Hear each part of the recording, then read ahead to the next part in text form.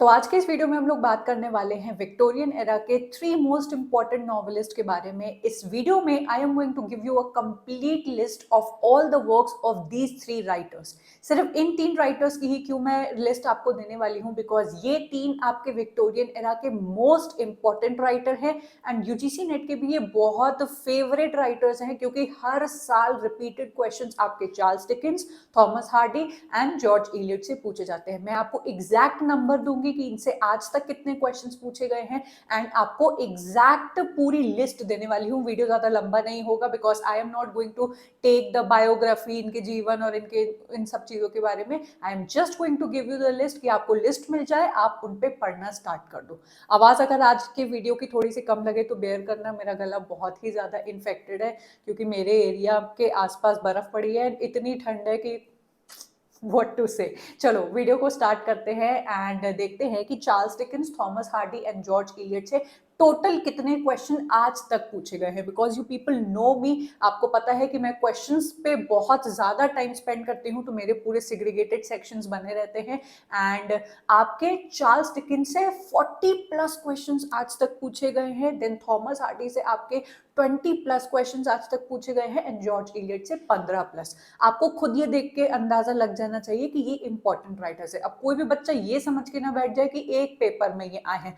Over the years बेटा आपके एक कुछ राइटर्स होते हैं जिनसे हमेशा क्वेश्चंस आते हैं। ये तो हो गए आपके विक्टोरियन एरा के। अगर हम लोग मॉडर्न एरा की बात करें तो टीएस इलियट हो गए, डब्ल्यू.बी. ईट्स हो गए। देन आपके पोस्ट मॉडर्न एरा की अगर हम लोग बात करें तो सैमुअल बेगेट हो गए, देन आपके हेरोल्ड पिंटर हो गए। ये कुछ ऐसे नाम हैं जिनको आपको बिल्कुल रट लेना है। मैंने आपको पहले भी बता रखा है कि मेजर राइटर्स को अगर करोगे तो आपका एक जो ब्रिटिश लिटरेचर है, जो आपको फेटिश है बिल्कुल ब्रिटिश लिटरेचर की कि यार ब्रिटिश लिटरेचर को तो करना ही है, उसके सिर्फ मेजर राइटर्स को उठा के कर लिया ना, ब्रिटिश लिटरेचर आपका कंप्लीट हो जाएगा। माइनर राइटर्स को किए बिना ही आप लोग स्मार्टली ब्रिटिश लिटरेचर को कंप्लीट कर लोगे। तो सबसे पहले हम लोग बात करेंगे चार्ल्स डिकेंस के बारे में। चार्ल्स डिकेंस ना आपके विक्टोरियन एरा के शेक्सपियर माने जाते हैं क्योंकि इन्होंने इतने सारे वर्क्स लिखे हैं। अब यहाँ पे तो आपको सिर्फ 15 दिखाई दे रहा है, लेकिन इनके और भी बहुत सारी नॉवेल्स एंड नॉवेलाज हैं, तो उनको यहाँ पे इंक्लूड ना करके मैं यहाँ पे सिर्फ और सिर्फ इंपॉर्टेंट वर्क्स की लिस्ट लेके आई हूँ, और वो भी आपको क्रोनोलॉजी में मिल जाएंगे क्योंकि इससे आपके क्रोनोलॉजी वाले क्वेश्चंस भी पूछे जाते हैं। तो स्टार्टिंग से अगर पिकविक पेपर से देखना स्टार्ट करोगे, ओलिवर ट्विस्ट, निकोलस निकलबाय, आप सारे एंड तक 15 तक पढ़ो और उसको देखो कि ये आपके क्रोनोलॉजिकल वाइज लिखे गए हैं। अब इसको देख के पक्का बच्चे डर गए होंगे कि क्या भाई इनके 15 वर्क्स को हम लोग को याद करना है। तो इनके 15 वर्क्स के टाइटल आपको पता होने चाहिए, ठीक है। क्रोनोलॉजी के साथ इसको डेली, जैसे कोई मंत्र होता है, डेली उठ के सुबह को इसको पढ़ा करो। ये आप लोग का होमवर्क है। इसमें there is no if and but कि नहीं किया, छोड़ दिया किसी और इंपॉर्टेंट राइटर। भाई ये इंपॉर्टेंट राइटर है, ये करना है, बात खत्म, दिमाग नहीं लगाना है। नेक्स्ट हम लोग चलेंगे, यहाँ पे जितने भी आपको रेड से हाईलाइटेड दिखा दे रहे हैं, ठीक है, वो आपको डिटेल में करने हैं। इस बात को अच्छी तरीके से अपने दिमाग में घुसा लेना, क्योंकि अब मुझे लगता है कि आपको प्यार वाली भाषा तो समझ में आती नहीं है, तो अब मैं आपके साथ स्ट्रिक्ट होने वाली हूँ। जितने भी आपको रेड से दिखाई दे रहे हैं, ये जो नाम है, मैं एक एक क्वेश्चन को देखने के बाद आपको यहाँ पे कोई भी इंफॉर्मेशन इस चैनल पे प्रोवाइड करती हूँ। कोई भी ऐसी हवाबाजी मेरे अंदर है ही नहीं, और ना ही आपको मेरे चैनल पे कभी दिखाई देगी। मैंने एक एक क्वेश्चन को देखा है और मैंने जाना है कि जितने भी आपको रेड से नाम जो यहाँ पे लिखे हुए हैं, उनसे पूछे जाती है आपकी टाइटल, आपकी डेट, देन आपका सबसे इंपॉर्टेंट इन पर्टिकुलर वर्क के कैरेक्टर्स जरूर पूछे जाएंगे। क्वेश्चंस उठा के देख लेना, आपको मेरी बात अपने आप ही जस्टिफाइड लगने लगेगी कि मैम सही कह रही है। देन इन पर्टिकुलर आपकी स्टोरी आपको जरूर से पता होनी चाहिए, कैरेक्टर और स्टोरी आपको पता होनी चाहिए। थोड़ी बहुत सेटिंग भी एक बार देख लेना, ठीक है। तो ये जितना भी रेड से लिखा है वो आपको story wise, character wise and setting wise करना ही है। अगर आपने मुझसे डिमांड की है कि मैम बताओ और मैं आपको बता रही हूं, तो अब आपकी ये ड्यूटी है कि इनको आप पढ़ना स्टार्ट कर देंगे। कोई प्रॉब्लम आती है तो आप प्लीज आके मुझे बताइए, तो मैं आपको हेल्प करूंगी। लेकिन ये जितने रेड से वर्क हैं, Oliver Twist, Nicholas Nickleby, Barnaby Rudge, Dombey and Son, David Copperfield, A Tale of Two Cities and Great Expectation, जो ये दोनों वर्क देख रहे हो, A Tale of Two Cities, Great Expectations, इससे सबसे ज्यादा क्वेश्चन पूछे जाते हैं। नाउ आपको कुछ ग्रीन से दिखाई दे रहा होगा, ग्रीन से जो वर्क्स है ना बेटा, वो आपसे मैच द फॉलोइंग में किसी क्वेश्चन में पूछ लिया गया है।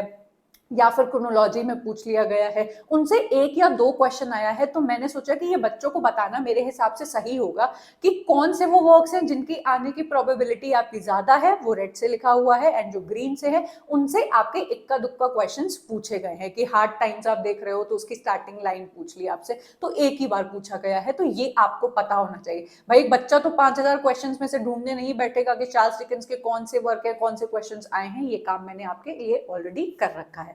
तो ये आपको चार्ल्स डिकेंस की लिस्ट मिल गई है, रेड वालों को पढ़ना अच्छे से स्टार्ट कर दो। अब हम लोग चलेंगे थॉमस हार्डी को देखेंगे, जिनके अगेन हम लोग को 15 वर्क्स दिखाई देते हैं। थॉमस हार्डी के लिए मैं आपको एक बात बता दूं कि ना सिर्फ ये नॉवेल्स लिखते थे, पोएट्री कलेक्शंस भी इनके फेमस है और इनकी पोएम्स भी फेमस है जो आपके यूजीसी नेट ने पूछी है। मैं आपको क्वेश्चन भी दिखाऊंगी, अभी मैं आपके लिए लेके आई हूँ। तो ये 15 जो आपकी लिस्ट है पूरी, वो आपकी ऑर्डर में दी हुई है। इसमें से आपको कौन सी करनी है, इनके कम ही काम आपको करने हैं, ठीक है। सबसे पहले आपको करना है Far from the Madding Crowd, The Return of the Native, Mayor of the Casterbridge, very very important, Tess of D Urbervilles, very very very important, and Jude the Obscure. अगर मैं इनके 3 काम बताऊं तो आप Mayor of the Casterbridge, Tess of the Urberville and आपके Jude the obscure को तो आपको रट लेना है story wise, then setting wise, then इनके कैरेक्टर वाइज। कैरेक्टर बहुत इंपॉर्टेंट है आपके थॉमस हार्डी के, आपके चार्ल्स डिकेंस के एंड आपके जॉर्ज इलियट के। ये तीनों जो राइटर्स है ना, इन्होंने काफी सारे कैरेक्टर्स को अपने वर्क्स में डाला हुआ है जिनसे आपके क्वेश्चंस पूछे जाते हैं, तो इनको पक्का से कर लेना। अगेन सेम अप्लाइज ओवर है, जितने भी आपको ग्रीन से दिखाई दे रहे हैं उनसे 1 या 2 क्वेश्चन पूछे गए हैं, तो आप क्वेश्चंस को देखने के बाद जज कर सकते हो कि इस पर्टिकुलर वर्क को मुझे कैसे मतलब तैयार करना है। जरूरी नहीं है कि आप सबकी ही story and characteristics characters learn करने बैठ जाओ, क्योंकि ये पॉसिबल भी नहीं है। भाई जो लोग कहते हैं उनके उनके पास कुछ अजीब ही सुपर शक्तियां होती होंगी, लेकिन इतने सारे कामों में से अगर आपको इतना पता लग जाता है कि भाई हम लोग कुछ वर्क्स हैं एंड उसके कैरेक्टर्स आप अच्छे से कर ले जाते हो, तो आपका पेपर क्रैक होगा,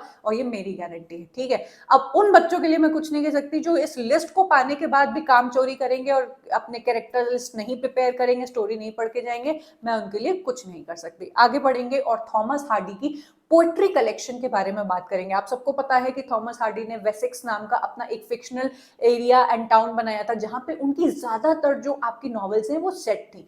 तो इनकी जो पोएट्री कलेक्शन से इस बात को समझना, ये पोएम्स नहीं होती हैं, काफी सारी जो पोएम्स होती है ना वो इस पोएट्री कलेक्शन की किताब के अंदर होते हैं। तो ये हैं आपकी Wessex poems, poems of past and present, times, love stocks and satires of circumstance, moments of vision, late lyrics and earlier, ठीक है। इसको आपको एक बार याद कर लेना है। पोएट्री के बाद आपसे पूछा गया है पोएम्स, तो ये है आपके 10 मैंने जो इनकी सबसे फेमस पोएम्स है, जो जिसमें से डार्कलिंग थ्रश बहुत ज्यादा आपकी इंपॉर्टेंट है। क्वेश्चन देखो आपके यूजीसी नेट ने कैसे पूछा है, आपको कुछ 5 पोएम दे दी हैं उठा के एंड पूछा है कि इसकी क्रोनोलॉजी बताओ। मेरे अकॉर्डिंग ये क्वेश्चन बिल्कुल बकवास है कि आप तो थॉमस हार्डी को मतलब नॉवल वाइज आप ज्यादा करें, ये एक ही क्वेश्चन आया है and I will not advise you कि एक क्वेश्चन के पीछे आप लोग अपनी पूरी जान लगा दो और पोएट्री कलेक्शन एंड पोएम्स भी लर्न करो। मैंने आपको लिस्ट प्रोवाइड कर दी है, एक बार आप देख सकते हो कि भाई एग्जाम से पहले देख लिया, सब कुछ प्रिपेयर हो गया है, तो मेरे पास थोड़ी सी क्षमता बची है,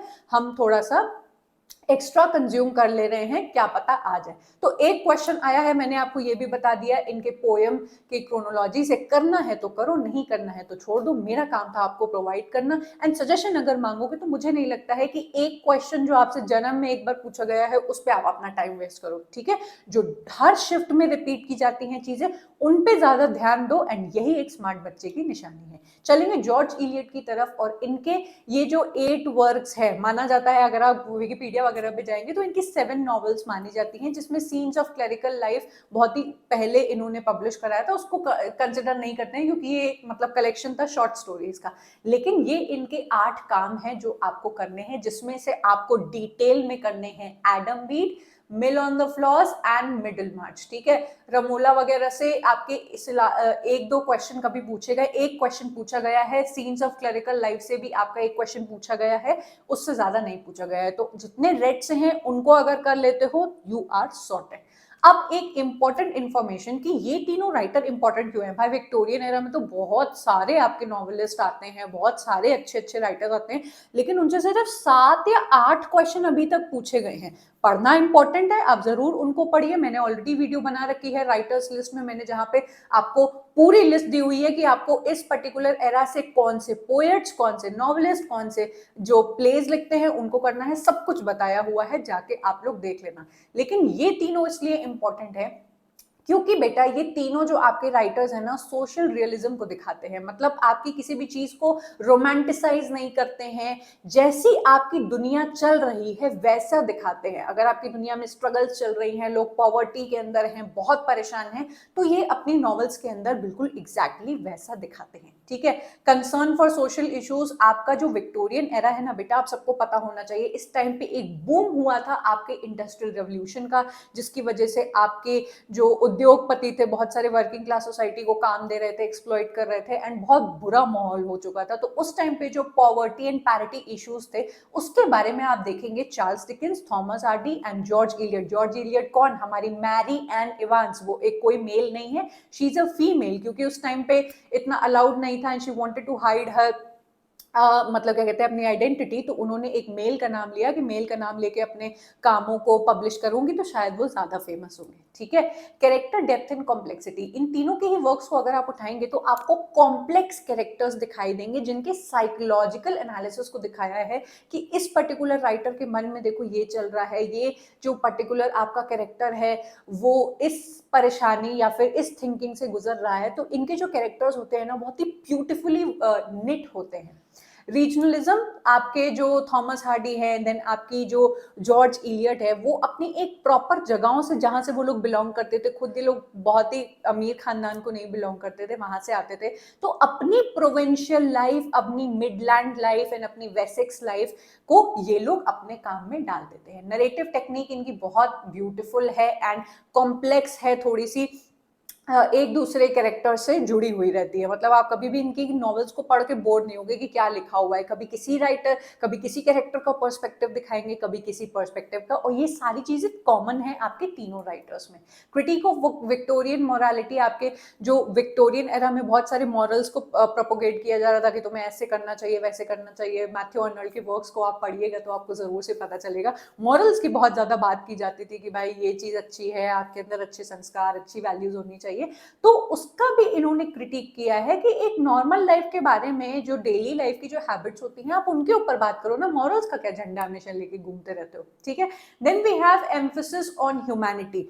ये जो टॉपिक है ये ज्यादातर आपके राइटर्स इससे पहले नहीं उठाया करते थे, लेकिन आपके विक्टोरियन एरा में आते आते इन तीनों जो राइटर्स ने रियलिस्टिक चीजों को दिखाया, ह्यूमैनिटी को दिखाया, और इसी वजह से ये तीनों फेमस है ना।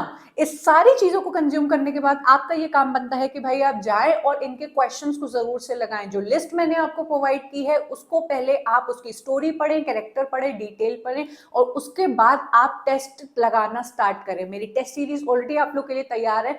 5000 से ज्यादा क्वेश्चंस आपके लिए ऑलरेडी सिग्रीगेटेड पड़े हुए हैं, आपको ढूंढने नहीं पड़ेंगे। आपको ब्रिटिश लिटरेचर लगाना है तो आप सिर्फ और सिर्फ ब्रिटिश लिटरेचर को क्लिक करके उसके क्वेश्चंस लगा सकते हो, या फिर आपका कोई भी इंग्लिश का सिलेबस जो है सेक्शन तैयार हो गया है या तैयारी कर रहे हो उसको अकेले जाके यहाँ पे लगा सकते हो। ये एक यूनिक फीचर है जो भाई अपनी तैयारी में जो बच्चा इस्तेमाल कर रहा है उसको बहुत मदद मिल रही है। ठीक है, इसका फ्री वर्जन भी अवेलेबल है, ऐसा नहीं है कि भाई जो जिसके पास जो पे कर सकता है वही इसको यूज करे। डेली बेसिस पे मेरे टेलीग्राम ग्रुप पे बच्चों को ये सर्विस फ्री मिलती है, एंड मैं उनको ये भी अलाउ करती हूँ कि आपको किसी भी तरीके की प्रॉब्लम है तो मुझसे पूछो, मैं 1 दिन बाद 2 दिन बाद आपको जवाब जरूर दूंगी। और मेरे जो जवाब होते हैं वो बच्चों को बहुत अच्छे लगते हैं एंड उनकी मदद होती है। क्योंकि भाई इंटरनेट पे तो मैंने देखा है बहुत लोग आके बड़ी बड़ी बातें करके चले जाते हैं अपने कोर्स के बारे में, but I have never seen anyone talking about the questions, the difficulty level, and या फिर उन बच्चों की मदद कोई नहीं करता है जिनको इतने डिफिकल्ट क्वेश्चंस की लैंग्वेज नहीं समझ में आ रही है। तो आप जरूर से मेरे टेलीग्राम ग्रुप का पार्ट बनिए। बच्चे भी मेरे इतने समझदार हैं कि वो दूसरे बच्चों की मदद करते हैं, and I am also always there to help you out with difficult questions of the language of NTA. काफी सारे वीडियोस आपके लिए ऑलरेडी प्लान्ड है, काफी सारे वीडियोस ऑलरेडी मेरे चैनल पे हैं, तो भाई फ्री जो चीज़ मिल रही है उसको तो आप ज़रूर से कंज्यूम करिए। इसके अलावा अगर आपको मेरा टीचिंग स्टाइल अच्छा लगता है, मेरा full course on cultural studies तैयार है, जिसको ऑलरेडी बहुत बच्चों ने अवेल किया है एंड उसकी पॉजिटिव तारीफ भी की है। Thank you so much